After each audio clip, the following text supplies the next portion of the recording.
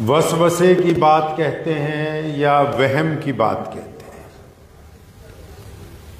वसवसा तो वो होता है जो कोई दूसरा बंदा हमें किसी अंदेशे में डालता है, उसमें इंसान भी शामिल है और जिन्नात भी शामिल है। और वहम जो बजाते खुद इंसान को हो जाए बहुत सारी चीज़ों में, कुछ लोगों को बीमारियों में हो जाता है, कुछ लोगों को अपनी दौलत का, किसी को इल्म का, किसी को हुस्न का। अल्लाह करीम ने इन बातों से पनाह मांगने का हुक्म फरमाया। कुरान पाक में बाकायदा सूरह नास जो है वो इस ज़िम्न में नाज़िल की गई है और तालीम दी अल्लाह करीम ने कि वसवसे जो हैं उससे अल्लाह की पनाह मांगे। अच्छा, दो तरह के लोग हैं दुनिया में। बहुत सारे लोग जो हैं उन्होंने काम ही यही पकड़ रखा है कि सारा दिन वो दूसरों को किसी ना किसी खदशे में मुब्तला करते हैं। और हमारे यहाँ तो ये कौमी मसला बना हुआ है। एक शायर ने किसी दौर में लिखा था कि एक वो जिन्हें दिलावर कर दिया आफात ने। बाकी अक़वाम आलम में जो मुसलमान है वो कहता है एक वो कि जिन्हें दिलावर कर दिया आफात ने, मतलब इतनी आफतें आई हैं कि वो बहादुर हो गए। और एक ये जो दहशत ज़दा हैं खदशात से। एक ऐसे भी लोग हैं जो अभी कोई तकलीफ नहीं है, कोई बड़ा दुख नहीं है, कोई परेशानी नहीं है, लेकिन वो एक दूसरे को डरा रहे हैं।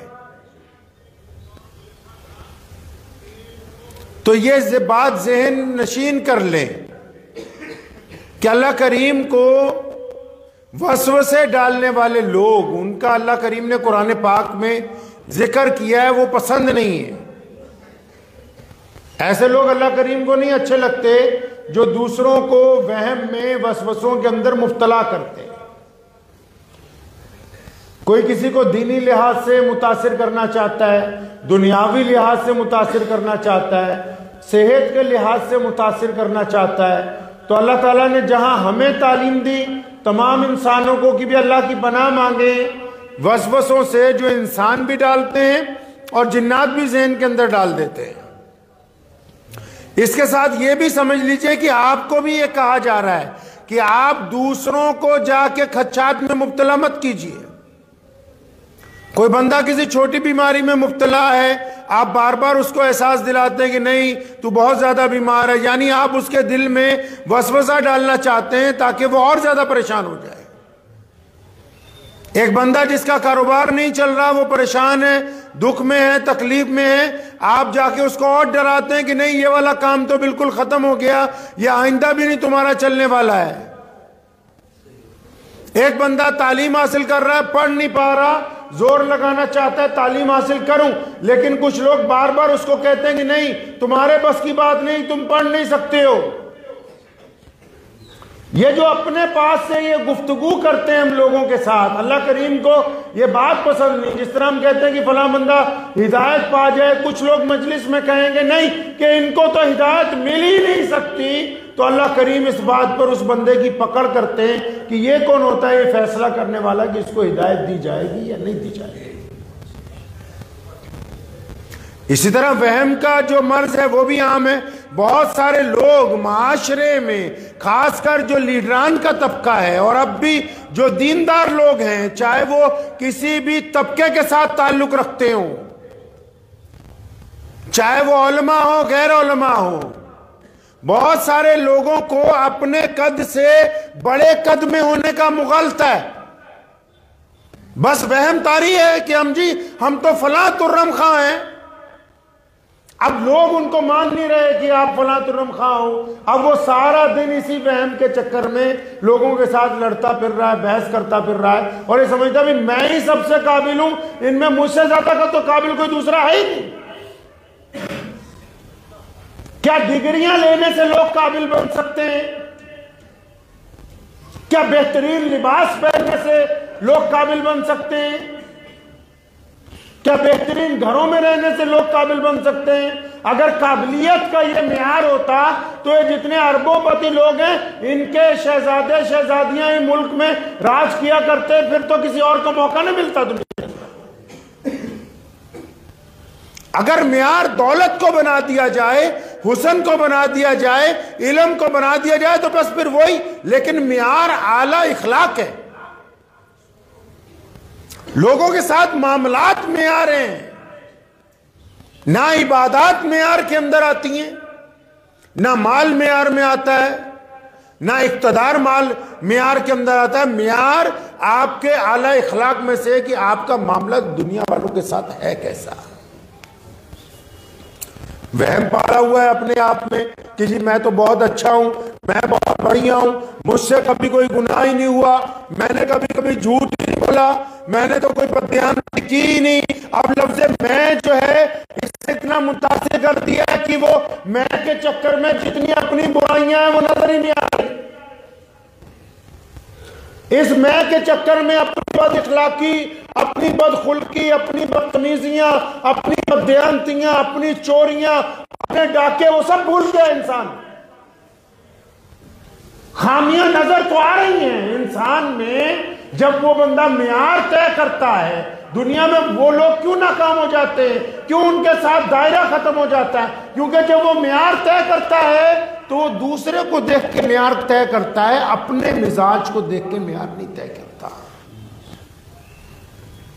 जितनी खराबियां हैं, जितनी बदमाशियां हैं, जितनी चोरियां, जितने डाके, जितनी गुंडागर्दियां, वो हमें दूसरे में नजर आती हैं, अपने आप में नजर नहीं आती। और कितना बददियानत होगा वो इंसान जो खुद चोर हो दूसरे को चोर कहे, जो खुद जिनाकार हो दूसरे को जिनाकार कहे, जो खुद बेईमान हो वो दूसरे को बेईमान कहे, जो खुद ठगियां मारता हो वो दूसरे को ठग कहे। तो इससे बड़ा बददियानत कौन हो सकता है भाई? अपने गिरफ्तार में जब तक आप झांकेंगे नहीं, इस बहन में मुब्तला हो गए कि मैं सबसे बढ़िया हूं। शैतान जो है वो पहले शैतान नहीं था, वो अल्लाह करीम के बिल्कुल कुरब के नजदीक जो फरिश्ते हैं उनमें से एक था, बिल्कुल करीब के कैबिनेट में से था। अल्लाह करीम ने आदम अलैहिस्सलाम को बनाया, जब ये तजवीज़ रखी कि हम इंसान को बनाने लगे तब भी उन्होंने मुखालफत की, जब इंसान को बना दिया तब भी मुखालफत की, जब ताज़ीम के लिए सजदा करने का हुक्म दिया तब भी मुखालफत की। मुखालफत की वजह क्या है? मुखालफत की वजह यह नहीं है कि इंसान को क्यों बनाया जा रहा है, बेहतर क्यों बनाया जा रहा है। मुखालफत की वजह यह रही शैतान की तरफ से कि मैं ज्यादा बेहतर हूं, यह कमतर है।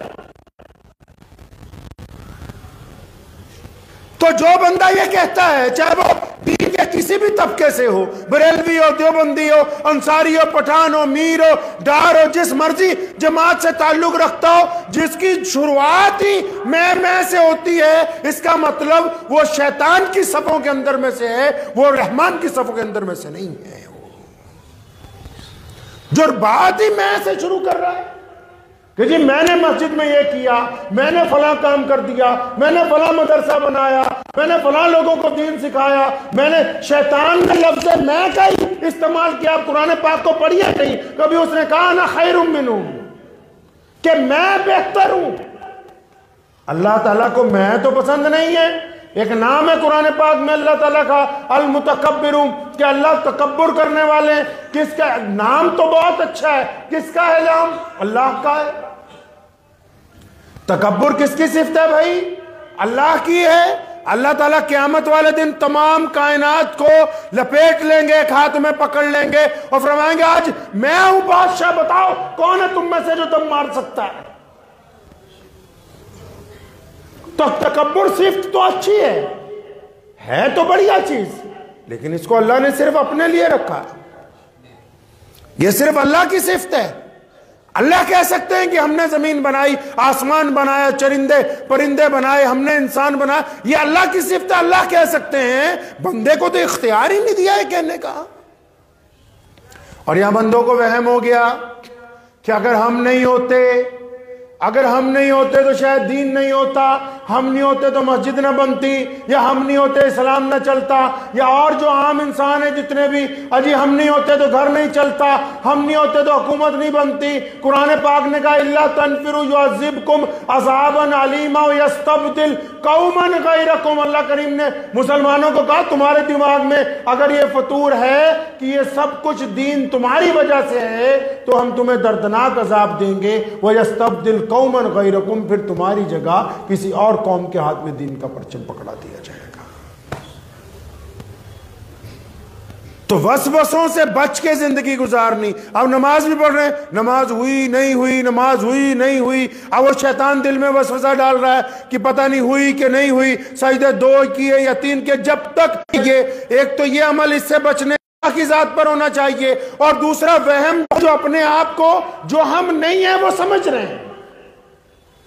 मसला क्या है दुनिया का सबसे बड़ा भाई, हम जिस मुकाम पर नहीं हैं अपने आप को उससे 2 कदम ऊपर समझते हैं, इसलिए सामने वाले के सामने हम ये समझते कि नहीं ये हमें उस जगह से ज्यादा ऊंचा समझे जो हमें।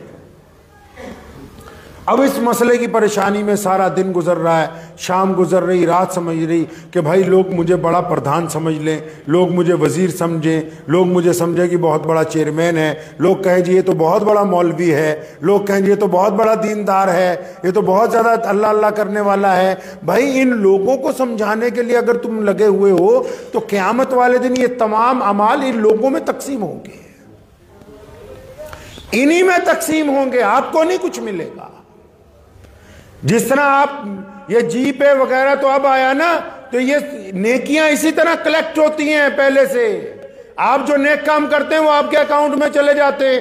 अब जब वो नेक काम करके क़यामत वाले दिन एक बंदा आएगा, तहामा पहाड़ जितना, हदीस शरीफ में आता है कि तहामा पहाड़ से ज्यादा उसके पास नेकियां होंगी। एक बहुत बड़ा पहाड़ है, फरमाया उससे ज्यादा उसके पास नेकियां होंगी, लेकिन जब हिसाब किताब की मीज़ान पर बैठेगा चंद लम्हों में कंगाल होकर वहां से निकलेगा, क्योंकि जो उसके पास नमाजें होंगी, रोजे होंगे, तहज्जुद होगी, उम्रे होंगे, हज होंगे, ज़कातें होंगी, दयानतदारी होगी, लोगों के साथ सखावत होगी, लेकिन जब वो मीज़ान पर खड़ा होगा तो पता लगेगा कि रात को छुप के गुनाह करता था। जब मीज़ान पर खड़ा होगा पता लगेगा कि फलां का दिल दुखाया था। अब वो लोग आते रहेंगे, या अल्लाह हमारा दिल दुखाया था, हमारी जमीन हड़प ली थी, हमारे चुगली की थी, हमारे साथ बददियानती की थी। अब फरिश्ते कहेंगे या अल्लाह जो इतना बड़ा नेकोकार आया है, इसकी इतनी शिकायतों वाले आए, अल्लाह फरमाएंगे इसकी नेकियों में से उनको दो, इनको हटाओ शिकायतें वालों को। वो उसकी नेकियां जब तकसीम करनी शुरू करेंगे, नेकियां खत्म हो जाएंगी, शिकायत करने वाले खत्म नहीं होंगे। बिला आखिर अल्लाह को फिर फरिश्ते कहेंगे या अल्लाह नेकियां खत्म हो गई, ये 5-10 अभी भी पढ़े, अब इनका क्या करें। अल्लाह फरमाएंगे भी इनके गुनाह उठा के इसके सिर डाल दो, इनको फ्री करके जन्नत में भेजो। आया था नेकियां लेके, लेकिन गुनाहों का गट्ठर लेके जहन्नुम की तरफ जाएगा। बेहतर ये है कि इस फिक्र के अंदर लगे हुए कि हम क्या हैं, हम क्या नहीं, अल्लाह के नजदीक हमारी क्या पोजीशन है।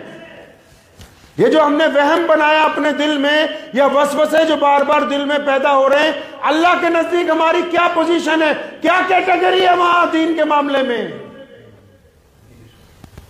हमारी इखलाकियात किस मुकाम के ऊपर खड़ी है।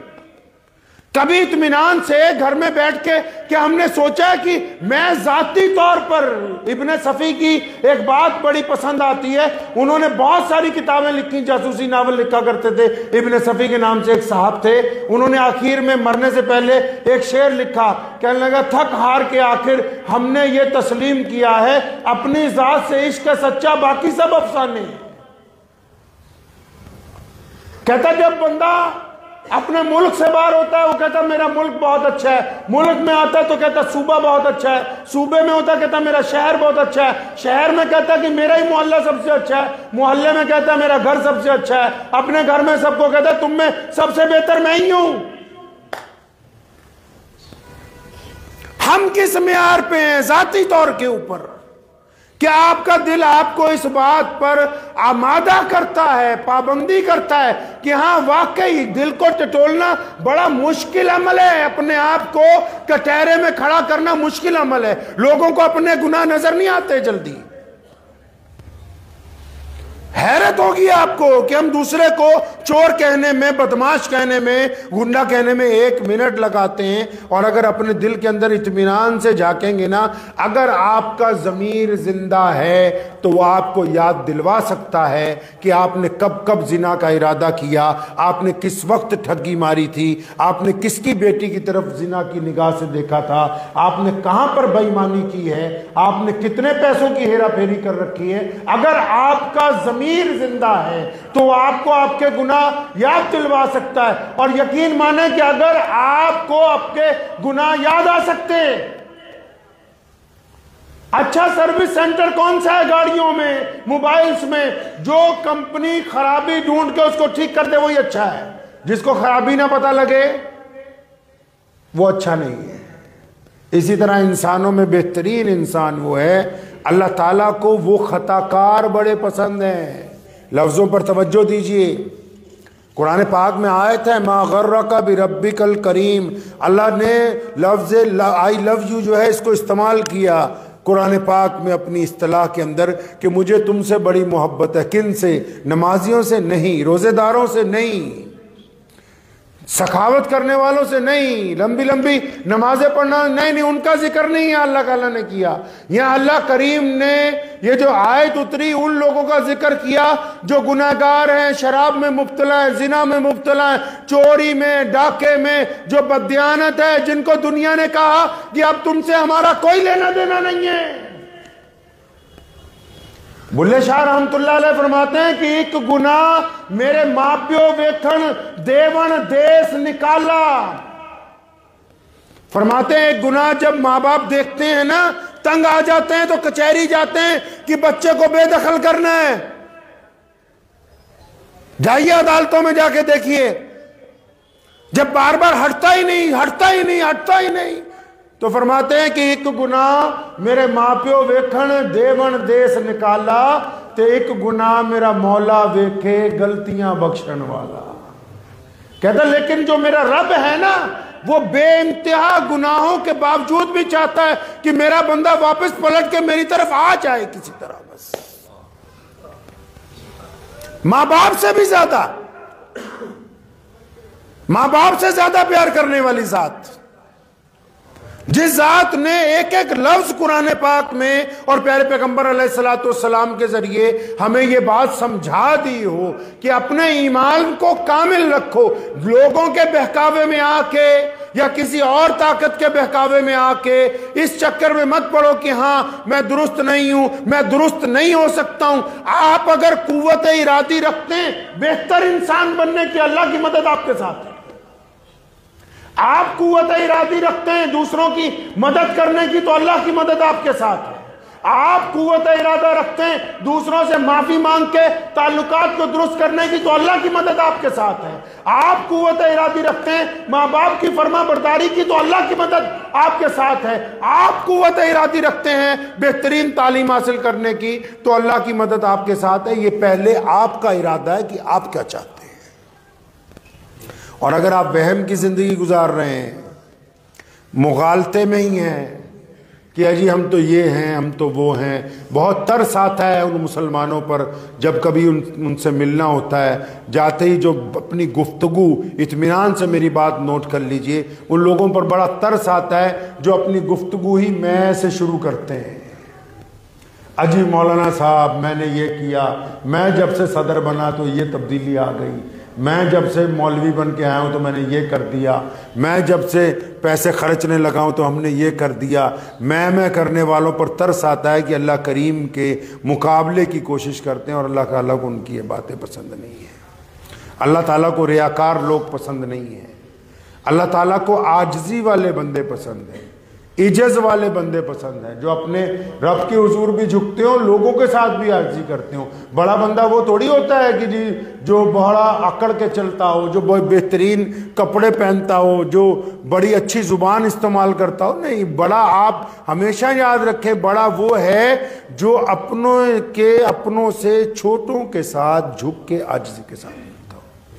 ये बड़ों की सबसे पहली पहचान है, याद रखना।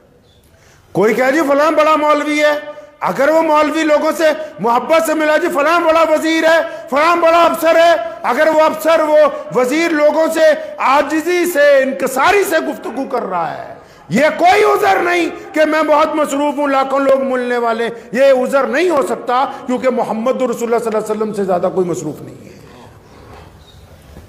प्यारे पैगंबर अलैहिस्सलाम ने किसी के हाथ में हाथ दिया जब अपना मुसाफे के लिए, तो सामने वाला अपना हाथ छोड़े तब रसूलुल्लाह सल्लल्लाहु अलैहि वसल्लम हाथ पीछे करें, अगर वो नहीं छोड़े तो रसूलुल्लाह सल्लल्लाहु अलैहि वसल्लम ने अपना हाथ पीछे। ये उज़र तो हमने बनाए कि जी हम तो बहुत ज्यादा मसरूफ हो गए, लोग बहुत ज्यादा आ गए। नहीं नहीं नहीं नहीं, बड़ा है ही वो। आप क्या अपने घर में आपकी बीवी आपके मतहत है, उससे आप बदखुल्क हैं तो आप छोटे आदमी हैं। आपके बच्चे आपसे मातहत हैं, उनसे आप बदखुल्क हैं तो आप छोटे आदमी हैं। आपके नौकर आपके मतहत हैं, उनसे बदतमीजी से बात करते हो, आप छोटे आदमी।